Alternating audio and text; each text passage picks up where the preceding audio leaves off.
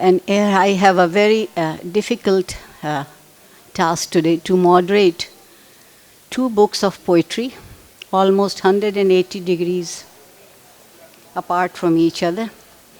50 poems by Faiz Ahmad Faiz, nothing but calm and peace and love and serenity. And then the poetry of Taliban, which I don't need to say anything, you people can associate with it. With us, we have two authors today. One is missing on the days at this moment, and I'll request him in a little while when we finish talking about Faiz Saab.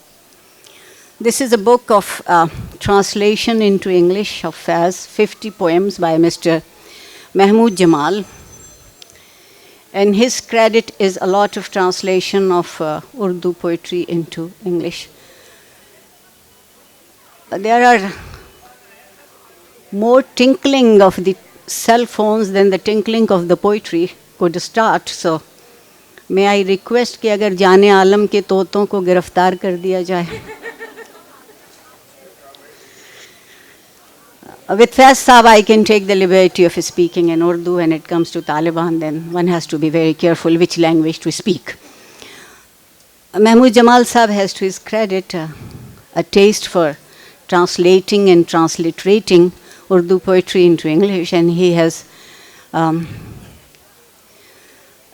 it is his choice here of 50 poems, and I will request him to recite few translations before I request Mr. Yusuf Jamal to give his review and view about the book.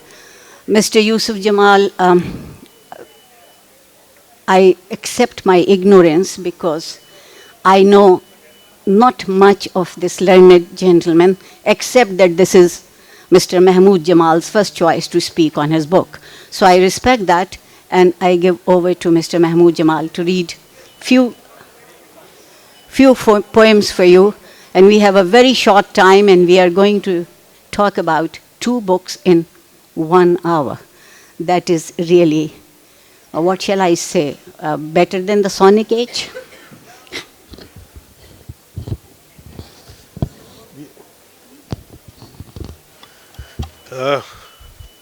Can you hear me?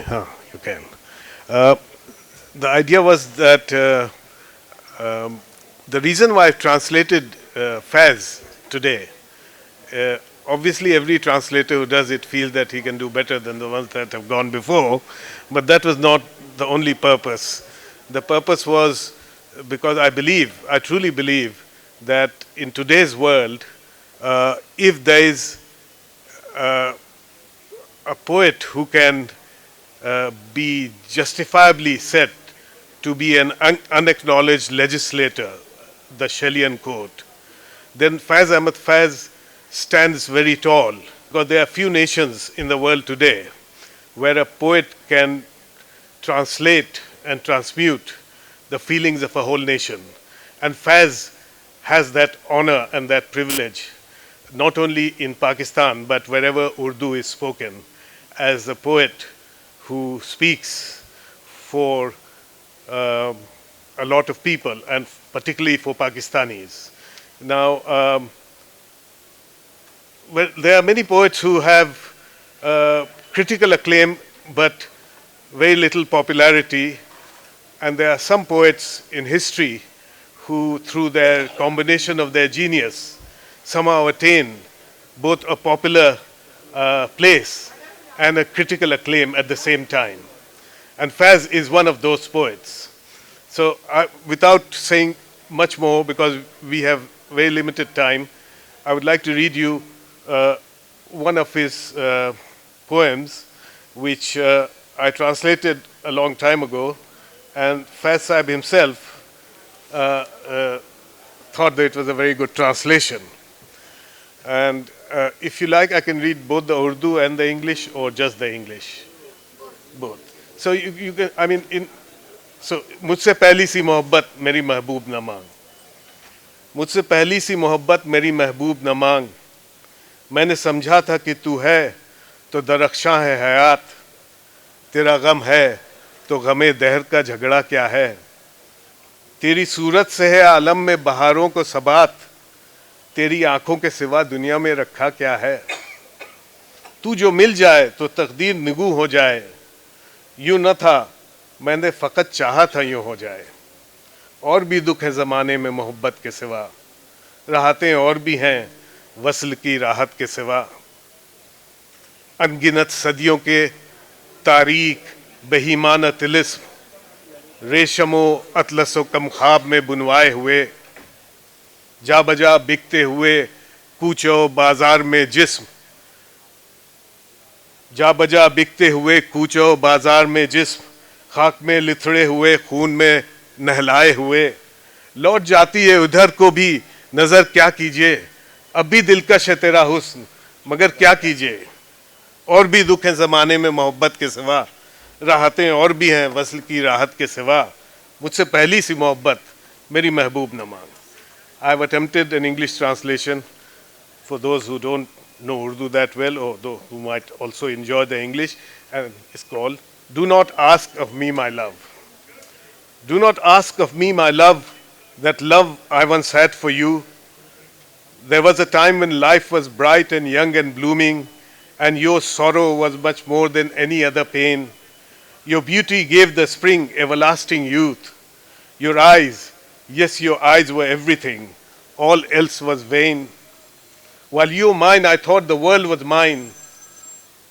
Though now I know that it was not reality, that's the way I imagined it to be. For there are other sorrows in the world than love, and other pleasures too. Woven in silk and satin and brocade, those dark and brutal curses of countless centuries.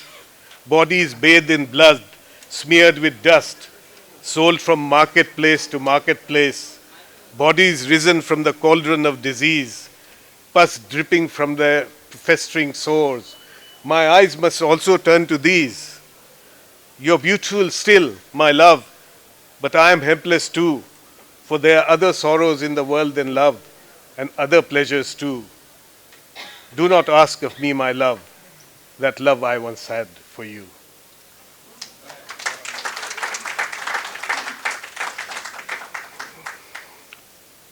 उसके बाद एक छोटी सी slight on a very different note so that you get a flavor.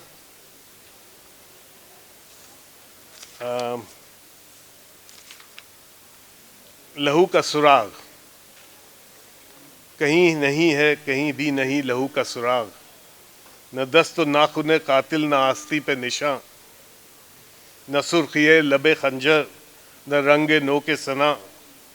न खाक पर कोई धब्बा न बाम पर कोई दाग, कहीं नहीं है कहीं भी नहीं लहू का सुराग। न सरफ़ खिदमत शाह की खूब बहा देते, न दी की नज़र की बयान जज़ा देते। न रज़्मगाह में बरसा की मोतबर होता, किसी अलम पे रकम हो के मुश्तहर होता। किसी पुकारता रहा बेआसरा यतीम लहू, किसी को बहरे समात न वक्त था न दिमाग। न मुद्दई न शहादत हिसाब पाक हुआ, ये खून खाक नशीना था जिसके खाक हुआ। Nowhere no trace can I discover of spilled blood, not on the murderer's hand, nor on his sleeve. No daggers with red lips, no scarlet pointed swords. I see no blots on the dust, no stains on the walls. Nowhere, nowhere does the blood reveal its darkness. Nor split in grandeur, nor as ritual sacrifice. It was not shed on the field of battle. It did not raise a martyr's banner. Screaming loudly, the orphan blood flowed on. No one had the time or sense. None bothered to listen. No witness, no defense. The case is closed. The blood of the downtrodden seeped mutely into the dust. अब आखिर में मैं एक और पढ़ देता हूँ, which is the poem which I start with. आइए हाथ उठाएं हम जिन्हें रस्म दुआ याद नहीं, हम जिन्हें सोज़े मोहब्बत के सिवा कोई बुत कोई खुदा याद नहीं।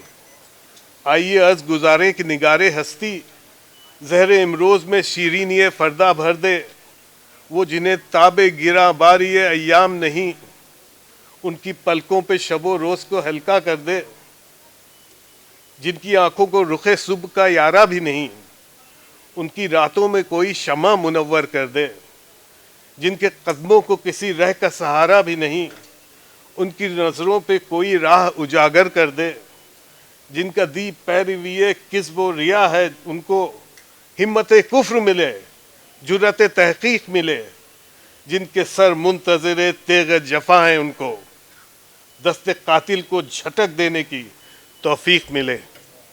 इश्क का सिर नहा जान तपा है, जिससे आज इकरार करें और तपिश मिट जाए, हर्फ हक दिल में खटकता है जो कांटे की तरह, आज इजहार करें और खलिश मिट जाए। Come, let us raise our hands to pray, we who have forgotten how, we who know no God, no idol, only love. Come, let us ask life to infuse the sweetness of tomorrow in the bitter gloom of today, to lessen the burden of days and nights for those who have no strength to bear it, to light a lamp in the darkness of eyes that cannot hope to see the face of dawn. Come, let us ask life to show a way out to those who are lost on endless streets, to give the courage of heresy and the desire of truth to those who follow the religion of lies and hypocrisy, to give strength to those whose heads are bowed in fear so they can break the murderous grip. Love's hidden secret is the fevered soul. Let us make a pact and slake this fever. Let us accept the true word throbbing in our hearts.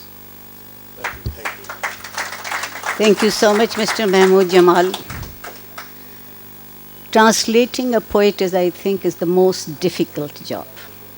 And translating a poet like Faiz is almost an impossible job. Because the sensitivities, and then the miracle that he created with Urdu language, the chaste classical language, he gave them contemporary meanings. Not for once did he compromise on the beauty and eloquence of the language.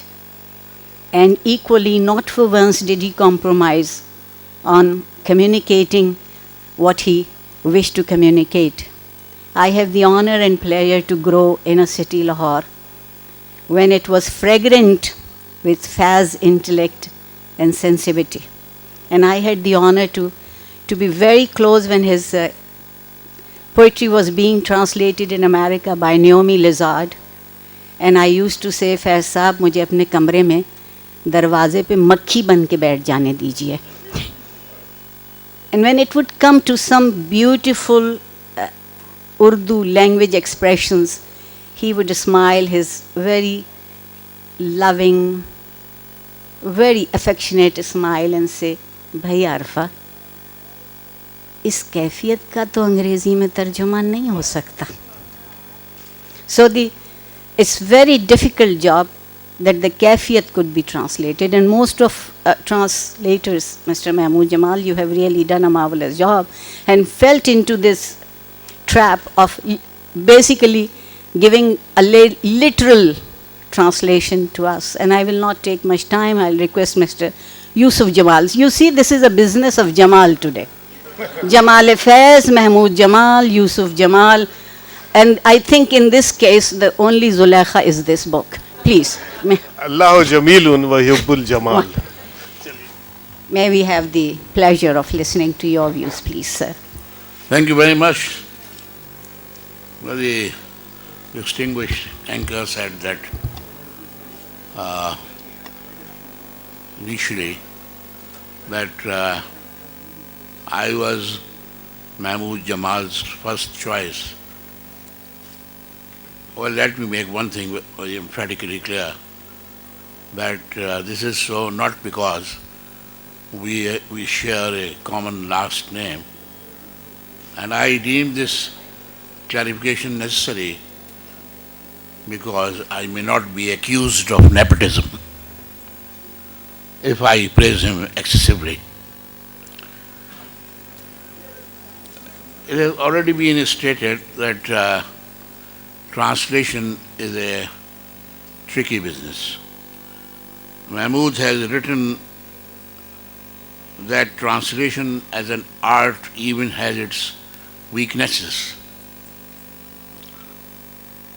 ये जो अभी मोहतरमा ने जिक्र किया फैज़ साहब की एक बात का, वो एक दफ़ा मेरे सामने भी फैज़ साहब से किसी ने पूछा कि आप मैं उनका नाम नहीं लेता क्योंकि उनको फैज़ ने डिस्करेज कर दिया था ट्रांसलेशन से, थे बहुत पढ़े लिखे आदमी, ये भी लाहौर जिमखाना क्लब की बात है एक दिन की। कहने लगे फैज़ साहब मैं आपका तर्जुमा करना चाहता हूँ। फैज़ साहब ने, और ये बात उन्होंने बड़ी सलीस नफीस उर्दू में कही थी। फैज़ साहब ने कहा भाई बात तो बहुत अच्छी है, लेकिन किसी की शायरी का किसी ज़बान में तर्जुमा करने के लिए एक कबाहत है। उस तर्जुमे में एक कबाहत है, वो ये है कि आपको दूसरी ज़ुबान पे भी उबूर ज़रूरी होता है। तो जब महमूद जमाल साहब ने इसमें लिखा है कि उन्होंने एक गैर रस्मी नशस्त में फैज़ से पूछा कि मैं इजाज़त है मैं तर्जुमा कर दूँ, उन्होंने इजाज़त दी। तो इसमें साबित ये हुआ Miss Mahmood Jamal is very adequately, very firmly imbibed in the traditions of both the English and the Urdu languages to have been so endeared to Faiz that he condescended to allow him to bring out this beautiful translation. My congratulations to the Oxford University Press for the beautiful publication.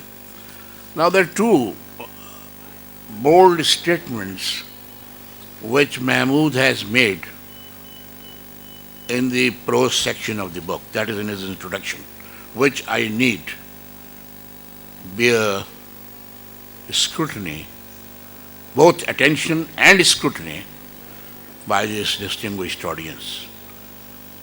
One is, says Mahmood, that it helps to be a poet in the language you are translating into rather than the one you are translating from. Now, Mahmood Jamal is a poet in English, but because of his distinguished origins, the family background, the traditions that he inherited, he is equally familiar with the idiom of the Urdu language, and so in his case both the sides shall be applicable, that is to be a poet in the language you are translating into and as well as one you are translating from. He is being modest when he says that at least I had the confidence of being a good poet in English, and he says that all poets suffer from this healthy delusion. Otherwise they would not be poets. But I fully endorse it. All my life I'm not a poet, but I've been dealing with poets of some way or the other. And the other point worth noting is that the poems read as poems, and secondly, they do not deviate too far from the meaning, oblique meanings, and intent of the original. Now I say so because despite all the noble intentions, any adventure of this nature, particularly with reference to a man like Faiz, can flounder in the search for exact equivalents and eventually stutter into a mystifying silence. I shall illustrate this how. Since the time runs short, I shall illustrate this very straight away. For instance, at one point, मेरे मिलने वाले, a beautiful poem, as all Faiz's poems of this era in particular are, दर खुला मेरे गम कदे का, so on and so forth. वो कौन आया कब गया है, निगाहो दिल की खबर कहाँ है, ख्याल सूए वतन रवां है, समंदरों की एयाल थामे,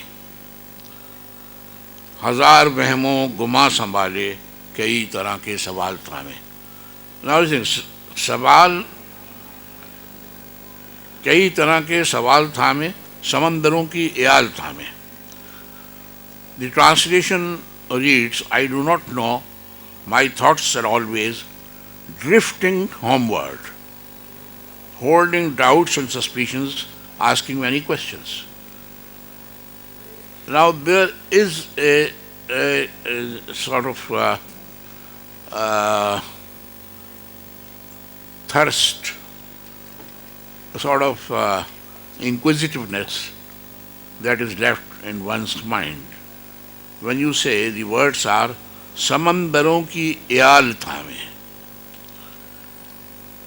but the translation reads drifting homeward. Now drifting homeward shall be a rather soft translation if one were to keep the English version in full view. Just as you have in horse riding you have trot, then you have canter, and then you have galloping. What Faiz is suggesting is that ख्याल सूए वतन रवां है, समंदरों की एयाल थामे, holding the reins of the oceans which are galloping at a ferocious speed.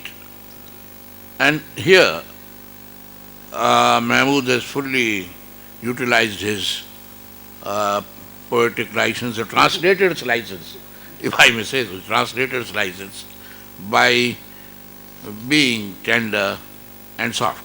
Now there are so many problems of this type in Faiz. Just I was thinking, even a word, a single word in Faiz,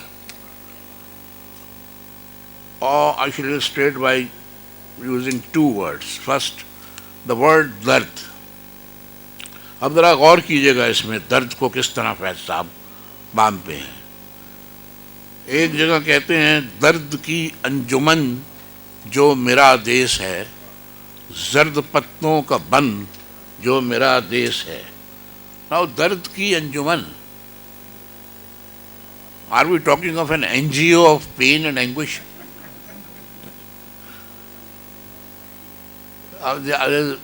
Defies all translation. दर्द की अंजुमन जो मेरा देश है, जर्द पत्तों का बन जो मेरा देश है. On the other hand, he uses दर्द in the following manner. दर्द इतना था कि उस रात दिले वहशी ने, ये उनकी नज़्म में हार्ट अटैक, कराची की जनरल हॉस्पिटल में जब दाखिल थे, सडन हार्ट अटैक हुआ था, और मैडम नूरजहां अपने बैग में फैज़ का कलाम लिए हुए उनको देखने आई थी. फैज़ साहब ने ये पूरा वाक़या सुनाया. Then he recover heart attack. दर्द इतना था कि उस रात दिले वहशी ने हर रगे जहाँ से उलझना चाहा, हर बने मुंह से टपकना चाहा, दिल ने चाहा भी मगर दर्द न ठहरना चाहा. यहाँ लिटरल मीनिंग हो गए पेन, एंग्विश. हार्ट अटैक में दर्द इतना था कि उस रात दिले वहशी. Then yet at another place he says, बामोदर खामोशी के बोझ से चूर, आसमानों से जुए दर्द रवा. आसमानों से जुए दर्द रवा changes the entire complexion of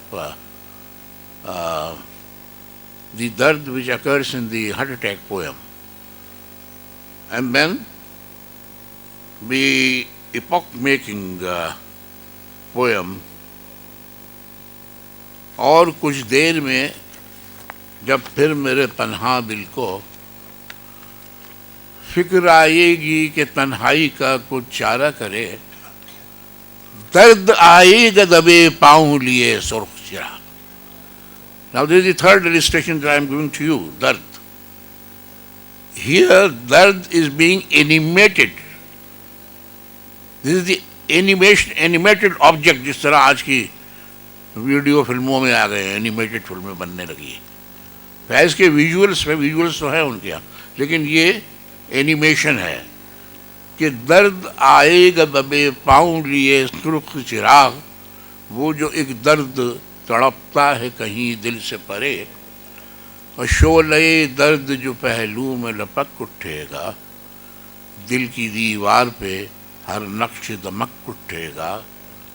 दिल से फिर होगी मेरी बात कि ऐ बिल ये जो महबूब बना है तेरी तन्हाई का, ये तो मेहमा है घड़ी भर का चला जाएगा, इससे कब तेरी मुसीबत का मदावा होगा. लाओ सुलगाओ कोई जोश गज़ब का अंगार. Now he has detached himself from dard. He is asking dard to light, to lit up, to kindle a bigger flame. लाओ सुलगाओ कोई जोश गज़ब का अंगार. Faiz detaches himself from dard and asks, urges, beseeches dard to सुलगाओ कोई जोश गज़ब का अंगार, and so on and so forth. One more illustration, that is regarding the commonplace term याद. याद आपने कितना सुना है, बार बार फैज़ की आया है, लेकिन किस तरह कॉन्टेक्स्ट और मीनिंग बदल जाता है. जैसे समझिए कि मैं आपके याद के कॉन्टेक्स्ट में तीन बातें सुनाता हूँ. पहली, हर एक को पता है साहब, रात यूं दिल में तेरी खोई हुई याद आई, जैसे वीराने में चुपके से बाहर आ जाए. Since I was suffering from pangs of bureaucracy in Lahore, whenever Faiz would meet me in either in the Gymkhana Club of Lahore or elsewhere, I would, in our final moments of ecstasy, Humayun गौर साहब माफ़ फरमाएं, तो मैं कहा करता था उनको कि साहब ये सेक्शन ऑफिसर लेवल की बात कह दी आपने, तो कि रात यूं दिल में तेरी कोई हुई याद आई, जैसे वीराने में चुपके से बाहर आ जाए, जैसे सहराओं में होले से चले बाब नसीम, जैसे बीमार को बेवजह करार आ जाए. अब आप देखिए दर्द का दूसरा पहलू, याद की राह गुजर जिस पे इसी सूरत से. यहाँ याद लाए हैं, याद की राह गुजर जिस पे इसी सूरत से मुद्दतें बीत गई हैं, तुम्हें चलते चलते ख़त्म हो जाए जो दो चार कदम और चलो.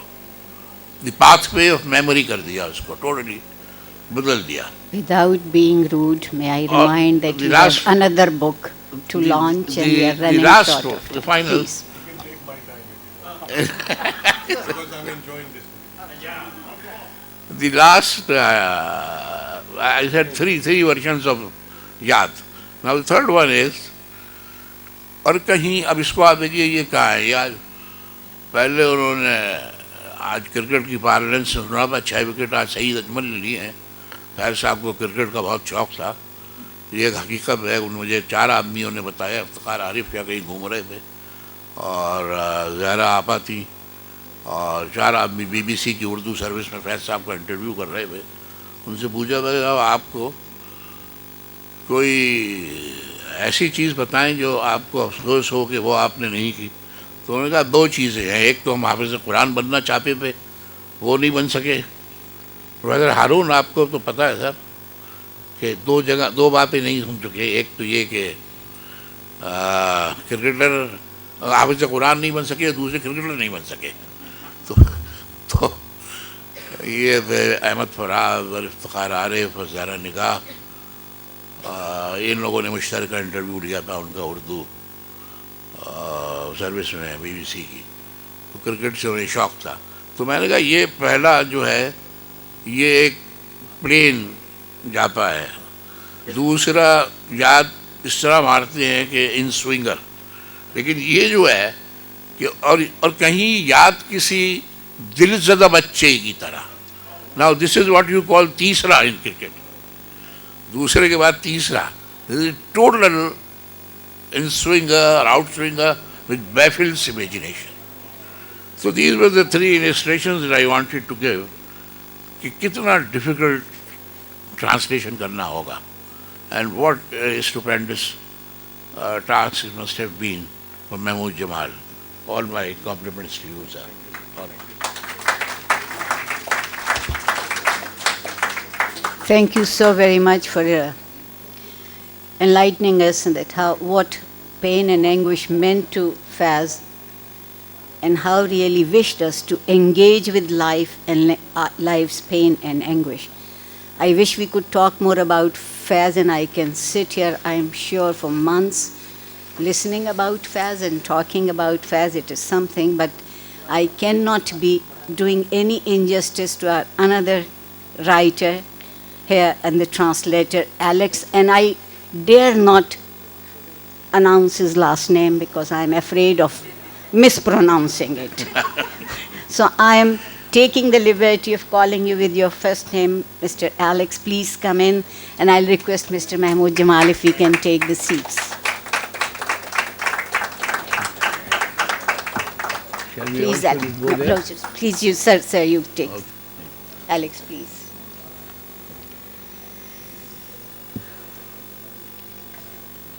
If surprise could mean anything, nothing has surprised me in life so far as this small, beautiful printed book. When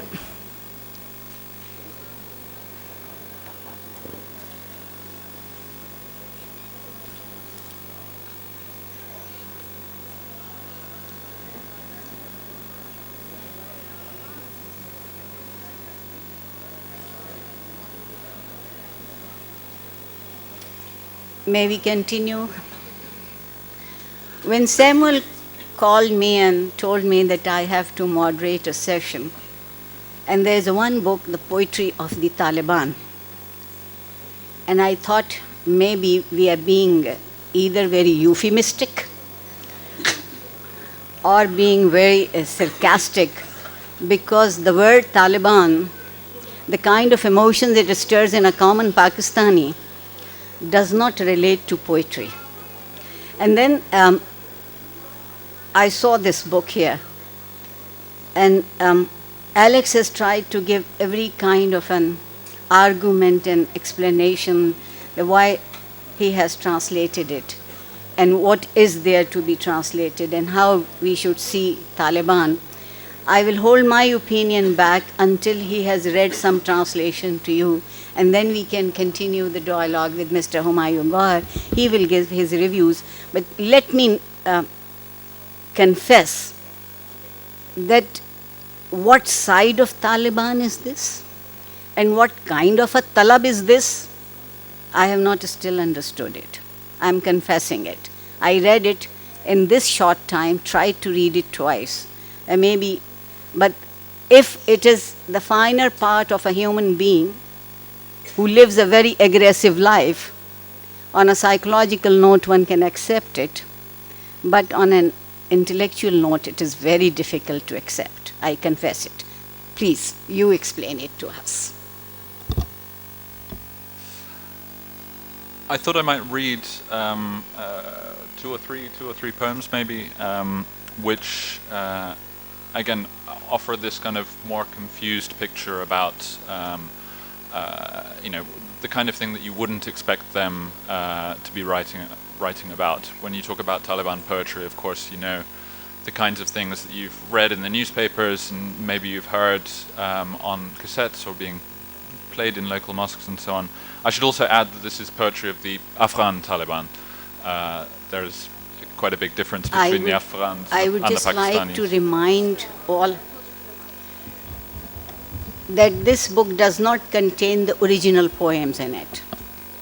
And the music of Taliban that we are facing sings a different songs to us. So let's see. So I'll just give three poems which maybe might be unexpected or things that you might not expect to hear from them.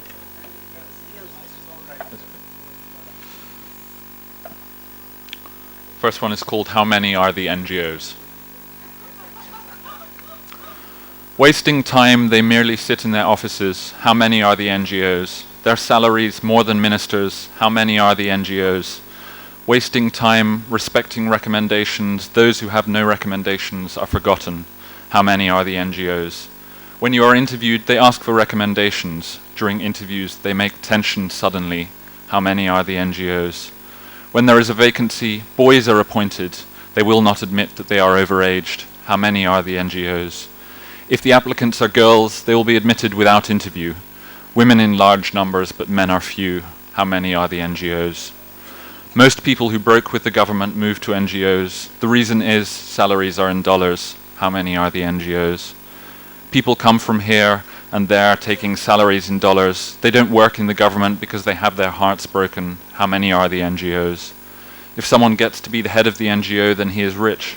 So they enjoy a better living situation than Karzai. How many are the NGOs? Perform the tricks, spend large amounts. It's not clear where these people come from. How many are the NGOs? A meddler strolls around with his bodyguards. That Afghan doesn't think about the situation. How many are the NGOs?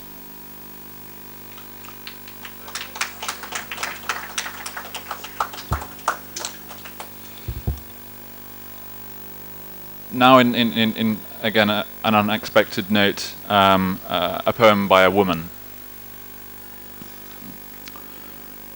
Give me your turban and take my veil. Give me the sword so that the matter will be dealt with. You stay at home, I am going to the battlefield. I will either free my dear land or we will make a new Karbala. Don't just call yourselves men. How long will you lie there asleep? You sit among the girls. May calamity fall down upon your masculinity. Leave these long tales and don't get so emotional.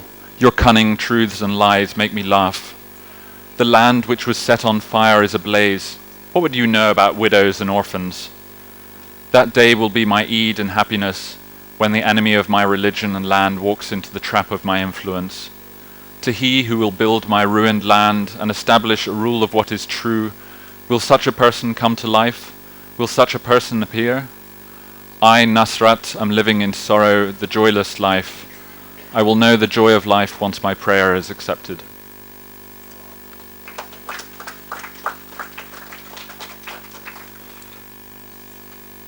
And finally, a poem which was commissioned by one of the senior members in the Quetta Shura for this book, and he's offering a kind of a pastoral vision. It's called Sunset. It is late afternoon and the wind speeds up and then stops. It brushes against the pine needles and makes a low noise. A yellow ray among a few branches of crowded tree will shine in the forest just like candle. The fast wind makes the branches of the trees hit each other. Rays of sunlight go back and forth. They don't remain in one place. The nightingale sits on the last branch of the pine tree. He is very tired, has gone to sleep, and is singing very slowly. The leaves of the trees make a simple music for him. The nightingale is singing and leaves are moving around in all directions. The pine tree with its strong structure bows and straightens its head back. It hangs its branches loose down its face and dances while standing on one leg. Evening, the twilight arrives slowly with its lap full of red flowers. Pink rays are spreading over the blush of sky. Everyone becomes a spectator of this scene for a few hours. The sweet moments of sweet life pass very fast. The last moment of this short ceremony is sunset. Participants at this gathering return when the sun has set. The sun is like a spirit in the colourful mixture of late afternoon. When the sun leaves it, they don't stay with each other anymore. This yellow late afternoon is an example of sweetness in life. When the spirit leaves, everything is left behind. Thank you so very much, Alex. And by the end of the session, I will really request you to teach me how to pronounce your last name. And then I'll request now Mr. Humayun Gohar to give his views about this book. Thank you so much, Mr. Humayun Gohar. You're most welcome, Madam Moderator. Is my voice coming to you? I have pressed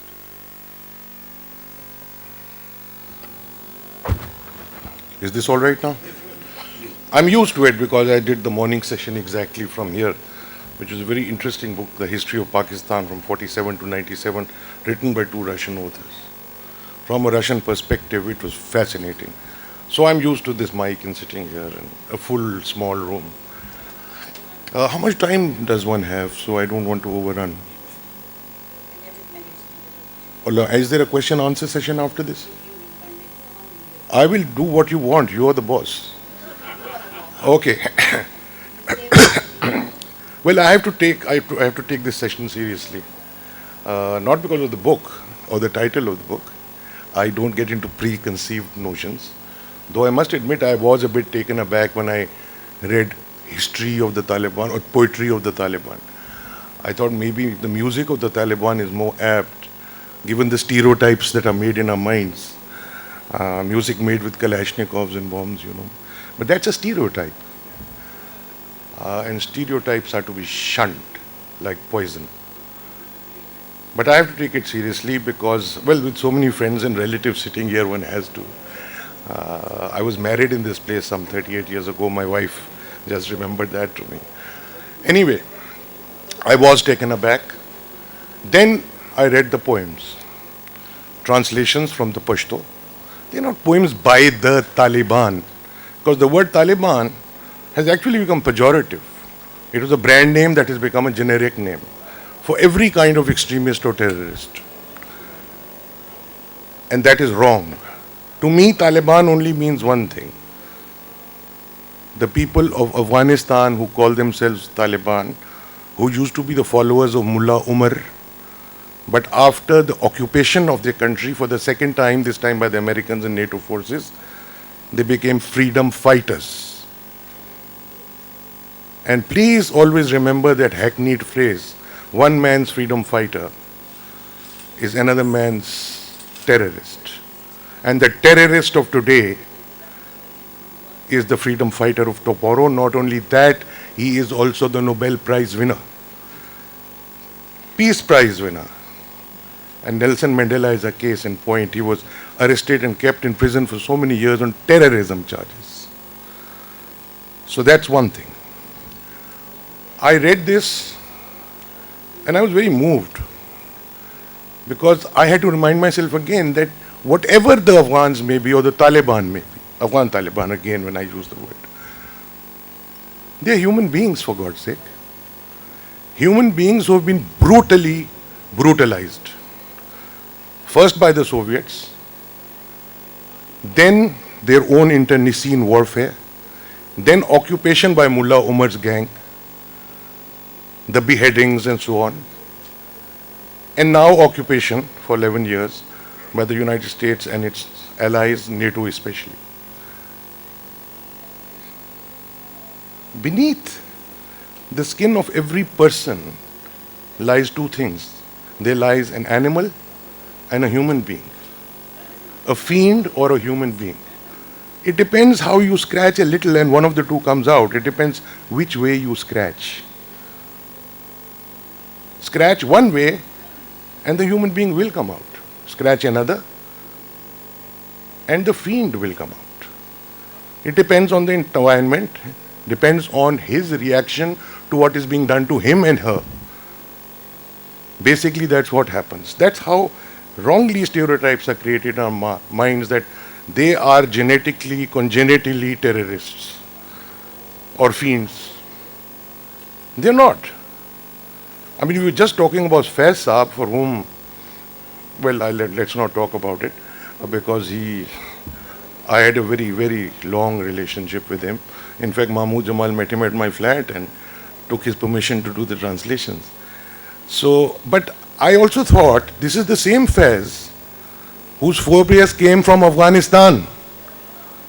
And it is Afghanistan that genetically produced Faiz Ahmad Faiz.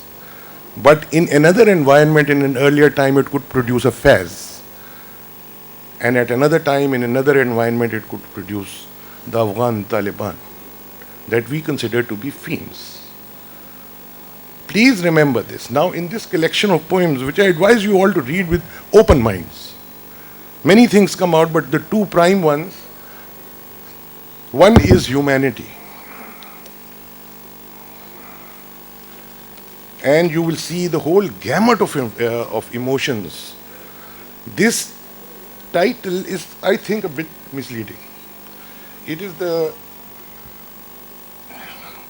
It's not just the poetry of the Taliban, it is the poetry of the occupied.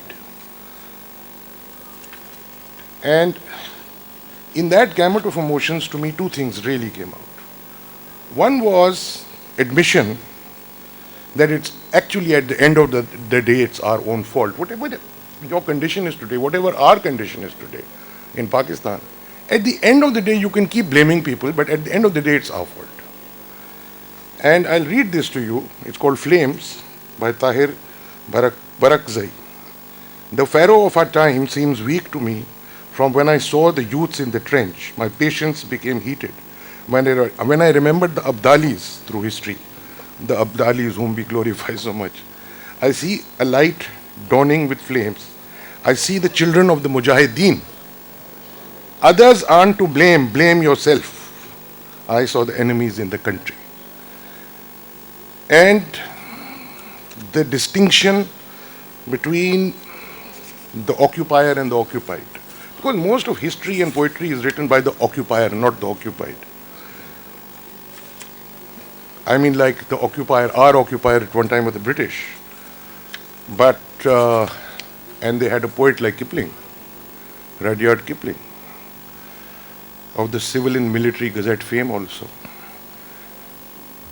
But that occupier also produced affairs.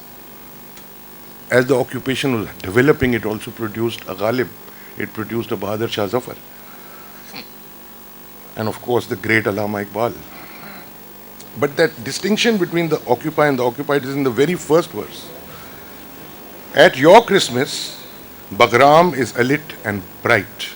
Bagram Air Base, where the Americans live. On my Eid, even the rays of the sun are dead. Suddenly at midnight, your bombs bring the light. In our houses, even the oil lamps are turned off. That is the difference between the occupied and the occupier. And the humanity part that comes out from an occupied people. They don't accept us as humans. They don't accept us as animals either. And as they would say, humans have two dimensions, humanity and animality. We are out of both of them today. We are not animals, I say this with certainty, but humanity has been forgotten by us, and I don't know when it will come back. May Allah give it to us and decorate us with this jewelry. The jewelry of humanity, for now, is only in our imagination. And there's just one more verse I want to read out to you because that has moved me very, very much. And reminded me that they're human in a very special kind of way. Because, you know, when you occupy a people, you oppress them, you bomb them, daisy cutters, and all kinds of things. They rape their women, they demolish their homes. You know, we would all become brutalized, lose our humanity. And yet in this verse, that humanity remains in a fantastic kind of way. Let me just read this to you. My competitor cut my heart, tears streamed from my eyes. O relentless one, your heart is harder than stone. I weep for you and you laugh at me. I weep for you, and you laugh at me, though you're cutting my heart out. What does this tell you? That even though I have been brutalized, I have retained my humanity enough to realize that in cutting my heart out and oppressing me, you're dehumanizing and brutalizing yourself more than you're brutalizing me. He's feeling sorry for his oppressor. What is he doing to himself? How he's losing his humanity, how he's become a fiend. And you've seen pictures and heard stories about those gang rapes and communal rapes and whatever they've been doing. It happens with every occupying army. It's not particular to them. But can you imagine this? That the oppressed, the occupied is feeling sorry for the occupier. And I had a friend, a cleric, a Christian cleric from South Africa during the days of apartheid. He said, I was once leading a march on a street and the police were in front. And they were given the order to shoot. They first told him to stop once, twice, thrice. Then they said, okay, we'll shoot. They gave the order to shoot. And he said, I stopped.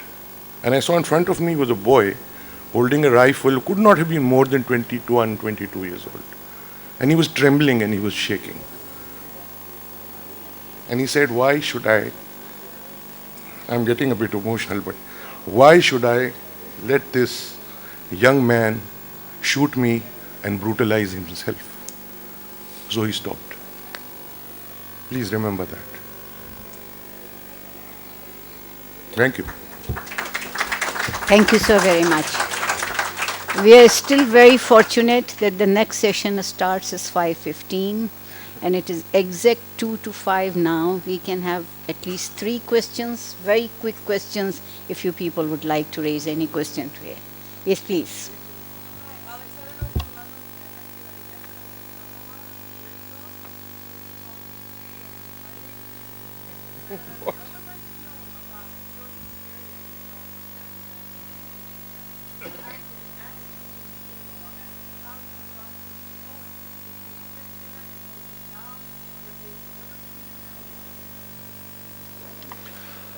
Actually, for the most part, the kind of collection process for the poems was fairly straightforward. We just took it straight from their website. The poems which were written before 2001, we basically had to gather them up from old cassette tapes, old kind of track tapes from the 1990s and late 80s. And as I said, we also commissioned 5 or 6 poems directly from the senior leadership to be included as part of it. But most of it was taken directly from the website and from kind of cassette recordings, which people share with each other on MP3 and so on. Thank you. Can I ask a question? Yeah. My name is Mushtaq Mishari and I'm a friend of Mahmood Jamal. Can I ask him to read a poem which he has written, You and Me, which will tell you how and why and how we see Taliban? Can you read it, please? He is, as I think Yusuf Jamal said, he himself is a poet. And that poem has been written into memoirs of Tony Benn when he read it in front of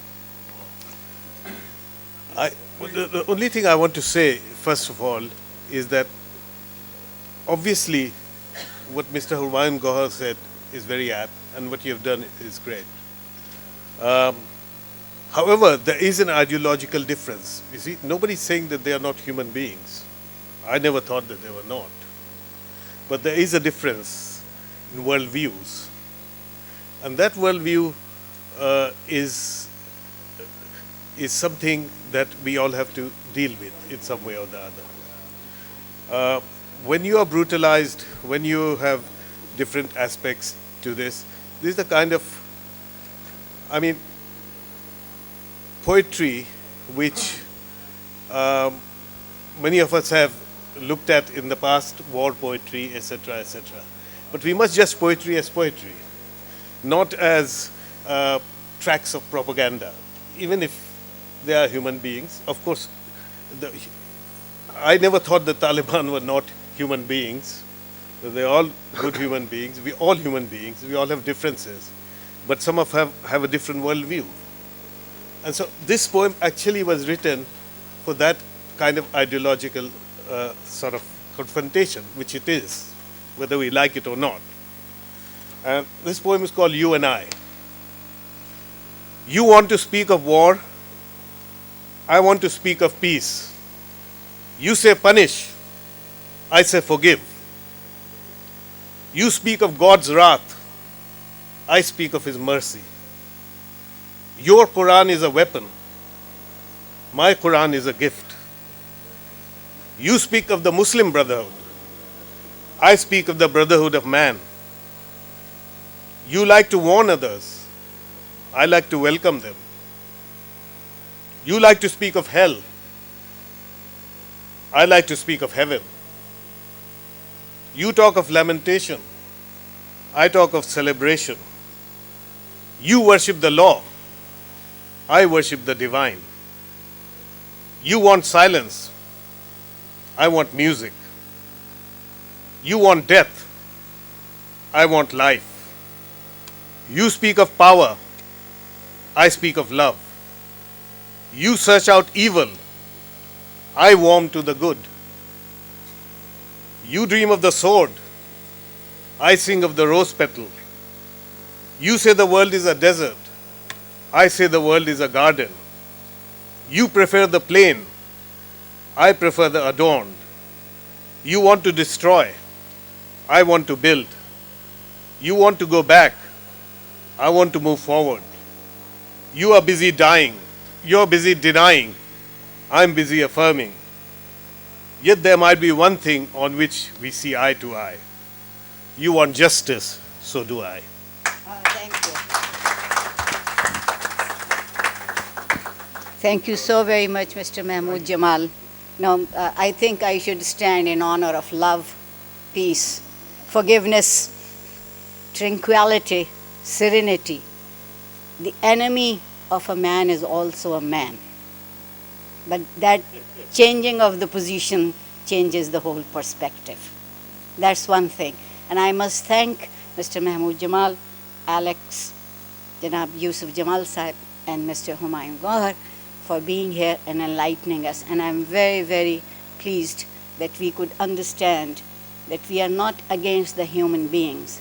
It's the mindset that they carry with them. Thank you so very much.